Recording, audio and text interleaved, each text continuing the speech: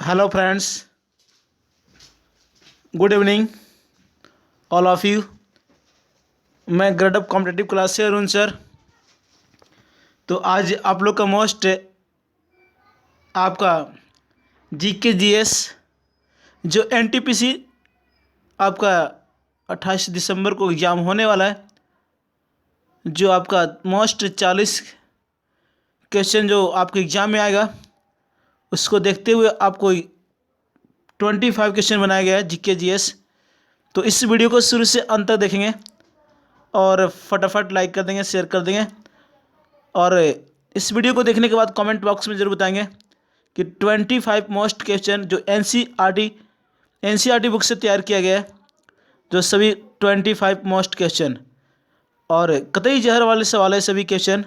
तो इस वीडियो को शुरू से अंत तक देखेंगे और देखने के बाद कमेंट बॉक्स में ज़रूर बताएंगे और लाइक भी फटाफट कर देंगे, शेयर भी कर देंगे। और जो हमारा YouTube channel get up competitive classes पर जो नए जुड़ेंगे वो सब्सक्राइब कर देंगे। और दोस्तों, आप लोग जल्द से जल्द शेयर करें इस वीडियो को और सब्सक्राइब को आगे बढ़ाएं। तो आप लोग के बीच में मैं जल्द ऑनलाइन क्लासेस लेकर आऊँगा, जो आपके बाबा के पिटारा में मस्ट मिलेगा। Current affair, GK GS, static GK ज़बरदस्त मिलेगा आपको। पेपर में आपका परीक्षा हॉल में नागिन डांस कराने वाला सवाल मिलेगा, मोस्ट क्वेश्चन। जब तक तोड़ेंगे नहीं, जब तक छोड़ेंगे नहीं। तो इस वीडियो को शुरू से अंत तक देखेंगे। तो मैं शुरू करता हूँ। आज का पहला सवाल क्या बोल रहा है, जो मोस्ट आपका सभी क्वेश्चन बनाया गया है, कतई जहर वाले सवाल है।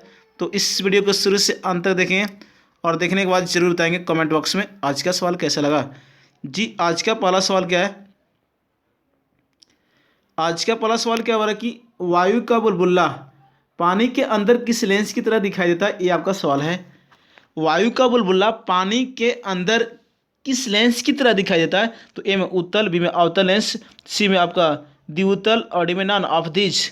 तो आपका आंसर होगा बिल्कुल 1 का ए आंसर होगा, उत्तल लेंस की तरह। वायु का बुलबुला पानी के अंदर किस लेंस की तरह दिखाई देगा? तो उत्तल। व्यवहार पूछेगा आपको, व्यवहार किस रूप में करता है? तो अवतल लेंस। जी बिल्कुल, व्यवहार करता है अवतल लेंस के रूप में और दिखाई देता है आपको उत्तल लेंस के रूप में। जी बिल्कुल, याद रखें 1 का ए आंसर होगा। चलते नेक्स्ट दूसरे नंबर सवाल पर। जी, इस वीडियो को शुरू से अंत तक देखेंगे और देखने के बाद जरूर बताएंगे कमेंट बॉक्स में आज का सवाल कैसा लगा। जी जरूर बताएंगे, कतई जहर वाले सवाल है सभी क्वेश्चन जो बनाया गया है। एनटीपीसी जो आपका टारगेट है आपका 28 दिसंबर को, जो आपका 28 दिसंबर से 13 जनवरी तक चलेगा। जो आपको जी आईपीएल शुरू होगा आपका 28 दिसंबर से, तो उसमें आप तहस नहस कर देंगे क्वेश्चन पेपर को बिल्कुल। और ग्रेड अप कॉम्पिटिटिव क्लासेस की ओर से सभी कतई जहर वाले सवाल है, तो इस वीडियो को शुरू से अंत तक देखें। दूसरा सवाल क्या हो रहा है कि मानव शरीर में हुई क्षति के विकिरण के कारण मापा जाता है? ये आपका सवाल है। मानव शरीर में हुई क्षति विकिरण के कारण मापा जाता है, मतलब किसके कारण मापा जाता है, ये आपका सवाल पूछ रहा है। तो ए में रोम, बी में क्यूरी, सी में रैम और डी में क्राउड। तो आपका आंसर होगा जी बिल्कुल, क्यूरी के द्वारा आपको क्षति विकिरण के को मापा जाता है मानव शरीर में। तो 2 का बी आंसर होगा। अगर आपसे एग्जाम में पूछ दे, जी याद रखेंगे, मानव शरीर का जो टेम्परेचर होता है आपका 37 डिग्री सेल्सियस, बिल्कुल आपका 310 केल्विन होता है और 98.6 फ़ारेनहाइट होता है। जी, ये भी सवाल आपसे पूछते रहता है। छोटा सवाल है, हलवा वाला सवाल है, लेकिन हमेशा एग्जाम में पूछते रहता है। 2 का बी आंसर होगा। चलते हैं नेक्स्ट तीसरे नंबर सवाल पर। तीसरा नंबर सवाल आपका क्या बोल रहा है कि अगर झरने से पानी गिरता है तो पत्थर से टकराने के बाद कौन सी ऊर्जा उत्पन्न होता है? ये आपका सवाल है कि अगर झरने से पानी गिरता है तो पत्थर से टकराने के बाद कौन सी ऊर्जा उत्पन्न होगा? तो ए में गतिज ऊर्जा, बी में स्थितिज ऊर्जा, सी में यांत्रिक ऊर्जा और डी में उष्मीय ऊर्जा। तो याद रखिए यहाँ पे आपका जो आंसर होगा, आग से झरने से पानी गिरता है तो पत्थर से टकराने के बाद आपका एग्जाम में पूछ रहा है, तो ये आंसर क्वेश्चन पूछ रहा है, तो आपका आंसर होगा 3 का डी आंसर होगा, उष्मीय ऊर्जा। अगर आपसे पूछ दे कि पत्थर के टकराने से पहले कौन सी ऊर्जा होगा, तो आपका गतिज ऊर्जा होगा। बिल्कुल याद रखें, 2 सवाल इसमें बनता है कि आग अगर झरने से पानी गिरता है तो पत्थर से टकराने से पहले कौन सी ऊर्जा? तो आपका गतिज ऊर्जा, और टकराने के बाद पूछेगा तो आपका उष्मीय ऊर्जा होगा। जी बिल्कुल याद रखें, 3 का डी आंसर होगा। चलते हैं नेक्स्ट चौथे नंबर सवाल पर। जी सभी मोस्ट क्वेश्चन बनाए गए कतई जहर वाले सवाल है जी। तब जब तक तोड़ेंगे नहीं, जब तक छोड़ेंगे नहीं, बिल्कुल। जो आपको ग्रेड अप कॉम्पिटिटिव क्लासेस की ओर से मोस्ट 25 क्वेश्चन आपको जीके जीएस जो आज का मिलेगा, तो इस वीडियो को शुरू से अंत तक देखेंगे। फटाफट लाइक भी कर देंगे, शेयर भी कर देंगे अपने दोस्तों के बीच, और हमारे YouTube channel grade up competitive classes पर जो नए जुड़ेंगे वो सब्सक्राइब कर देंगे। चौथे नंबर सवाल क्या बोला आपका कि सबसे अधिक आघात वर्धनीय होता है किसमें? ये आपका सवाल है। सबसे अधिक आघात वर्धनीय जो होता है आपका ऑप्शन नंबर ए में EU, बी में AG, और सी में आपका CU, और डी में आपका PT यानी प्लेटिनियम। तो आपका ऑप्शन के अनुसार चलेंगे तो सबसे अधिक आघात वर्धनीय जो होता है वो प्लेटिनम में होता है, बिल्कुल याद रखें। अगर ऑप्शन में प्लेटिनम नहीं तो आपका ए ही होगा यानी सोना। जी बिल्कुल याद रखें, सबसे अधिक आघात वर्धनीय आपका जो होता है वो प्लेटिनम में, अगर प्लेटिनम ऑप्शन में रहे तो आपका ए ही यानी सोना में। तो 4 का डी आंसर होगा। चलते हैं नेक्स्ट 5वें नंबर सवाल पर। जी सभी मोस्ट आपको क्वेश्चन बनाया गया है जो NCERT बुक से तैयार किया गया है। जी बिल्कुल, जो पेपर में आपका छपेगा, आपका पेपर में टपकेगा आपको 28 दिसंबर को, बिल्कुल उसी लाइक क्वेश्चन जो बनाया गया 25 क्वेश्चन। 5वें नंबर सवाल, किस ग्रुप के तत्व को संक्रमण तत्व कहा जाता है? ये आपका सवाल है, किस ग्रुप के तत्व को संक्रमण तत्व कहा जाता है? तो ए में आपका P ब्लॉक, बी में S ब्लॉक, और सी में D ब्लॉक, और डी में F ब्लॉक। तो आपका आंसर होगा, बिल्कुल याद रखें, आपका 5 का C होगा। D ब्लॉक के तत्व को यानी संक्रमण तत्व कहा जाता है। तो 5 का C आंसर होगा। चलते हैं नेक्स्ट आपका 6ठे नंबर सवाल पर। जी मोस्ट सभी क्वेश्चन 25 क्वेश्चन। तो इस वीडियो को शुरू से अंत तक देखेंगे, देखने के बाद कमेंट बॉक्स में जरूर बताएंगे आज का बाबा के पिटारा में मोस्ट 25 क्वेश्चन कैसा लगा। जी बिल्कुल, और लाइक भी कर देंगे, फटाफट शेयर भी कर देंगे अपने दोस्तों के बीच, और आपका हमारे YouTube channel grade up competitive classes पर जो नए जुड़ेंगे वो सब्सक्राइब कर देंगे। 6ठे नंबर सवाल क्या है कि हीरे में कार्बन का संकरण है। ये आपका सवाल है, हीरे में कार्बन का संकरण क्या है? तो ए में sp3, बी में sp2, और सी में आपका sp4, और डी में dsp2। तो आपका हीरे में कार्बन का संकरण पूछेगा तो आपको आंसर होगा 6 का ए होगा sp3, बिल्कुल याद रखें। जी आपका ए मोस्ट 6ठे नंबर सवाल कई एग्जाम में आपको पूछा है, तो मैंने इस क्वेश्चन को आपके जी वीडियो में मैं डाला हूँ। हीरे में कार्बन का संकरण है, जो आपका आंसर होगा 6 का ए। और आपको विश्व में सबसे कठोर पदार्थ हीरा का अपवर्तनांक पूछेगा, आपका 2.4 होता है, बिल्कुल याद रखेंगे हीरे का। तो 6 का ए, हीरे का जो आपका चतुष्फलकीय होता है, बिल्कुल याद रखेंगे। तो 6 का ए होगा। चलते हैं नेक्स्ट 7वें नंबर सवाल पर। जी आप जल्द से जल्द इस वीडियो को शेयर कर देंगे, और जल्द से जल्द आप सब्सक्राइब को आगे बढ़ाएं, तो मैं आप लोग के बीच में ऑनलाइन क्लासेज लेकर आऊँगा, और ज़बरदस्त मिलेगा आपको। NTPC, ग्रुप डी और SSC सभी एग्जाम के लिए मोस्ट मिलेगा जो ऑनलाइन क्लासेज में, और फुल डिस्कशन के साथ मिलेगा। जी मैं ऑफलाइन क्लासेज जो वीडियो डालता हूँ इसलिए मैं ज़्यादा एक्सप्लेन नहीं करना चाहता हूँ, और ऑनलाइन क्लासेज जैसे ही शुरू होगा तो फुल डिस्कशन मिलेगा, फुल एक्सप्लेन मिलेगा, तहस नहस करने वाला मिलेगा आपको क्वेश्चन पेपर। जी मोस्ट। तो 7 का चलते हैं सवाल। 7वां क्या बोलता है, सोडियम किस ब्लॉक का तत्व है? ये आपका सवाल है। ए में P ब्लॉक, बी में S ब्लॉक, और सी में D ब्लॉक, और डी में F ब्लॉक। सोडियम किस ब्लॉक का आपका तत्व है? तो 7 का बी आंसर होगा S ब्लॉक का। जी बिस्ट आपका याद रखें। और आपको सोडियम को केरोसिन यानी मिट्टी के तेल में भी रखा जा सकता है, बिल्कुल याद रखें। तो 7 का आपका बी आंसर होगा। चलते हैं नेक्स्ट 11वें नंबर सवाल पर, सॉरी 8वें नंबर सवाल पर।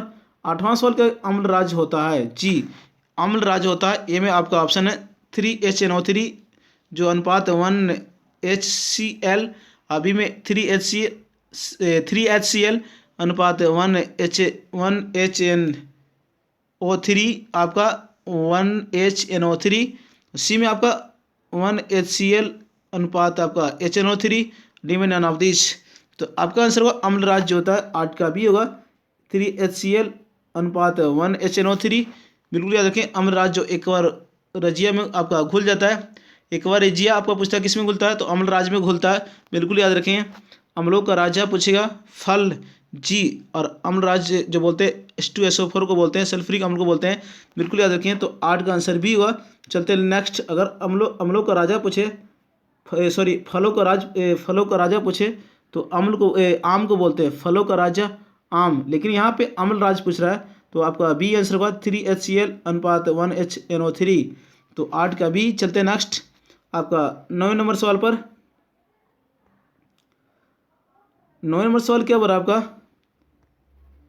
सभी जीवाणु का संबंध किस जीव जगत से है। ये आपका सवाल है 9 नंबर, सभी जीवाणु का संबंध किस जीव जगत से है। ए में मुनेरा, बी में कवक, सी में पादप, डी में जंतु। तो सभी जीवाणु का संबंध किस जीव जगत से, तो आपका मुनेरा होगा। 9 का ए आंसर होगा। बिल्कुल याद रखें, अगर आपसे साइड से पूछे जीवाणु का अध्ययन क्या कहलाता है, तो बैक्टीरियोलॉजी, बिल्कुल जीवाणु का अध्ययन पूछेगा बैक्टीरियोलॉजी, जो लीवन हॉक ने खोज किया था जी। तो 9 का ए आंसर होगा मुनेरा। सभी जीवाणु का संबंध किस जीव जगत से, तो मुनेरा। तो 9 का आंसर आपको ए होगा। चलते हैं नेक्स्ट आपका 10वें नंबर सवाल पर। 10वां सवाल क्या हो रहा है कि हवा के परागण को क्या कहा जाता है जी। ये सवाल है, हवा के परागण को क्या कहा जाता है। ए में हाइड्रोफिली, बी में फिलिनोफिली, सी में ब्रोफिली और डी में एनिमोफिली। तो 10 का आंसर आपको डी हुआ जी, एनिमोफिली। हवा के परागण को क्या कहा जाता है, तो एनिमोफिली कहा जाता है। और अगर आपको मालूम होगा कि हवा की गति जो मापा जाता है, हवा की चाल है, तो एनीमोमीटर। हवा की चाल किससे मापा जाता है, तो एनीमोमीटर। यानी वायु की गति किससे मापा जाता है, तो एनीमोमीटर। तो सवाल उसी पे पकड़ सकते हैं, हवा के परागण तो एनीमोफिली, हवा की गति एनीमोमीटर, और हवा का आपका परागण तो एनीमोफिली। और हाइड्रोफिली जल द्वारा परागण पूछेगा, जल के परागण को क्या बोलते हैं, जल द्वारा परागण क्या कहलाता है, तो हाइड्रोफिली। तो 10 का ए आंसर हुआ, 10 का 4 आंसर होगा। हवा के परागण को एनिमोफिली कहा जाता है। चलते हैं नेक्स्ट 11वें नंबर सवाल पर। जो अभी तक इस वीडियो को लाइक नहीं किया, लाइक कर देंगे, फटाफट शेयर कर देंगे अपने दोस्तों के बीच। बिल्कुल याद रखेंगे। आपका 11वां सवाल क्या बोल रहा है कि निम्नलिखित गैसों में किसकी वजह से ब्रेड का केक फूलता है और नरम सुगंधित बन जाता है। ये आपका सवाल है कि निम्नलिखित में गैसों में किसकी वजह से ब्रेड का केक फूलता है और नरम और सुगंधित बन जाता है। तो ए में O2, बी में H2, सी में CO और डी में CO2। तो आपको आंसर होगा 11 का डी आंसर होगा जी, कार्बन डाइऑक्साइड की वजह से ब्रेड का केक फूलता है और नरम और सुगंधित बन जाता है जी। अगर आपसे पूछे रोटी बनाते हैं, उसमें रोटी जो फूलता है, गैस निकलता है, तो CO2 निकलता है। इनो जो होता है आपका, जो पानी में डालने पर बुझबुझा जाता है, कौन सी गैस निकलता है, तो CO2। अगर आपसे पूछ दे एग्जाम में कि कोका कोला में कौन सी गैस, CO2, बिल्कुल याद रखें इस तरह। और वायुमंडल में CO2 की मात्रा 0.03 होता है। अगर आपसे एग्जाम पूछते हैं वायुमंडल में CO2 की मात्रा कितना परसेंट, तो आपका 0.03% होता है। और सबसे भारी गैस CO2 जो होता है आपका प्रकृति रूप में अम्लीय होता है। बिल्कुल याद रखें, CO2 प्रकृति रूप में अम्लीय होता है। बिल्कुल याद रखें। तो 11 का डी आंसर होगा जी, कतई जहर वाले सवाल है। ग्रीन हाउस का प्रमुख गैस CO2, ये भी याद रखें, आपसे एग्जाम में हमेशा पूछा रहता है कि ग्रीन हाउस में जो आपका प्रमुख गैस कौन सी है, तो CO2। तो 11 का डी आंसर होगा। चलते हैं नेक्स्ट आपका 12वें नंबर सवाल पर। 12वां सवाल क्या हो रहा है आपका, पौधों में बुढ़ापन निम्नलिखित में किसके उपचार के द्वारा नियंत्रित किया जा सकता है। पौधे में बुढ़ापन निम्नलिखित में किस के उपचार द्वारा नियंत्रित किया जा सकता है। तो ए में ऑक्सीजन, बी में साइटोकाइनिन, बी सी में जिब्रेलिन्स और डी में एथिलीन।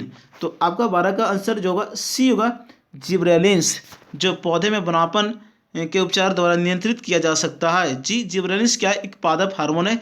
बिल्कुल याद रखें। और कौन सी आपका पादप हार्मोन जो गैसीय अवस्था में पाया जाता है, तो एथिलीन। अगर आपसे पूछे कौन सी पादप हार्मोन जो गैसीय अवस्था में पाया जाता है, तो एथिलीन, जो फल को पकाने में मदद करता है जी। बिल्कुल याद रखें। और कृत्रिम रूप से पूछ दे आपसे कि कृत्रिम रूप से फल को पकाने में, तो एसिटिलीन होगा। और ऐसे आपसे पूछेगा तो फल को पकाने में, तो एथिलीन। और कृत्रिम रूप से कहेगा तो एसिटिलीन गैस का प्रयोग किया जाता है। और कौन सी पादप हार्मोन जो कोशिकाओं का विभाजन करता है, तो साइटोकाइनिन। बिल्कुल याद रखें। और कौन सी जो पादप हार्मोन है जो पौधे को घाव में भरने में मदद करता है, तो आपका क्रोमेटिन जी। बिल्कुल, क्रोमेटिन जो होता है आपका पेड़ पौधे को जो घाव भरने में मदद करता है। बिल्कुल याद रखें। तो 12 का आपका सी आंसर होगा जी। बिल्कुल याद रखेंगे। सभी क्वेश्चन कतई जहर वाले सवाल है, मोस्ट है, जो सभी एग्जाम के लिए बनाया गया है। NTPC, railway group D, SSC, आपका बिहार SSC का एग्जाम होने वाला है, जो आपका 25 दिसंबर को। तो इसका शुरू से उसके लिए भी बनाया गया आपको मोस्ट 25 क्वेश्चन।